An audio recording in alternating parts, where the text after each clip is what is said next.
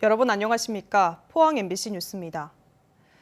경상북도가 코로나19 변이 바이러스 확산을 막는데 역량을 집중하기로 했습니다. 경북에서는 지금까지 확진자 88명에게서 변이 바이러스가 검출됐는데 영국 변이인 알파형이 75명, 남아공 변이 베타형이 5명, 인도 변이 델타형이 8명 등입니다.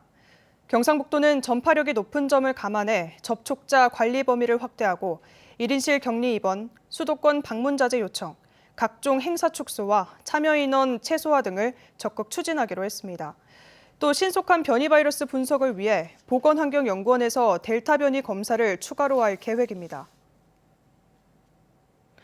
이달부터 고등학생과 철강공단 직원 등 젊은 층을 대상으로 코로나19 백신 접종이 확대됩니다. 포항시는 이달 19일부터 고3 학생과 교직원이 예방접종센터에서 화이자 백신을 맞고 이달 말부터는 철강공단 직원들도 부속 의원을 통해 백신 접종이 가능하다고 밝혔습니다. 또 55세 이상 장년층은 오는 26일부터 의료기관에서 모더나 백신을 접종받고 50대 이상은 다음 달 9일부터 접종 예정이라고 밝혔습니다. 지금까지 포항시에서는 14만 1,500명이 1차 예방접종을 받았고 4만 4,700여 명이 접종을 모두 끝냈습니다. 울릉군은 다가오는 장마철과 태풍에 대비해 오는 16일까지 기초생활수급자를 대상으로 풍수해보험 단체 가입을 추진합니다. 풍수해보험은 자연재해로 발생하는 재산 피해를 보상해주는 정책보험으로 기초생활수급자가 단체로 가입할 경우 보험료 전액을 국가와 지자체, 후원단체에서 부담합니다. 가입 신청은 울릉군 읍면행정복지센터에서 할 수 있습니다. 포항시는 야간에 발생하는 로드킬 동물 사체를 신속히 수거하기 위해 전문 대행업체를 운영하기로 했습니다. 포항시는 시가지 전역에서 발생하는 로드킬 동물 사체를 처리하도록 동물 전문기관인 동물보호센터와 계약을 체결했다고 밝혔습니다. 대행업체를 통한 로드킬 민원이 신속히 처리되면서 2차 교통사고 발생 위험이 줄어들 것으로 기대됩니다.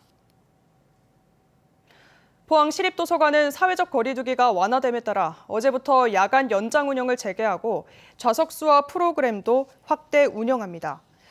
포은 중앙도서관과 대잠, 영암, 오천, 연일도서관은 오전 9시부터 오후 10시까지 자료실을 확대 개방하고 영암, 오천, 동해 석곡도서관은 평일 열람실 운영을 오후 10시까지 연장합니다. 또 열람 좌석수를 70%까지 늘리고 성인으로 제한했던 대면 프로그램도 모든 연령을 대상으로 확대하기로 했습니다.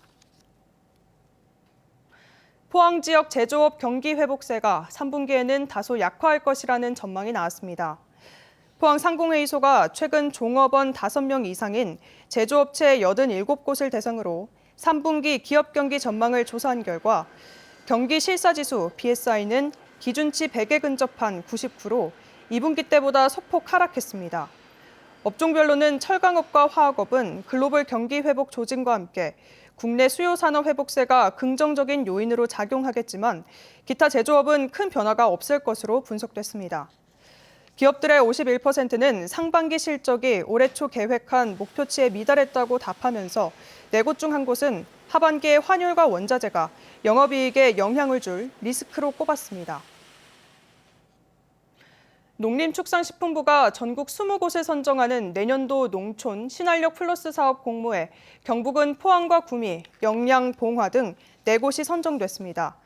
선정된 시군은 내년부터 2025년까지 4년간 280억 원이 투입돼 지역 특화 산업을 고도화하고 농촌 지역 일자리 창출로 자립성장 기반을 구축합니다. 이상으로 포항 MBC 뉴스를 마칩니다. 시청해주신 여러분 고맙습니다.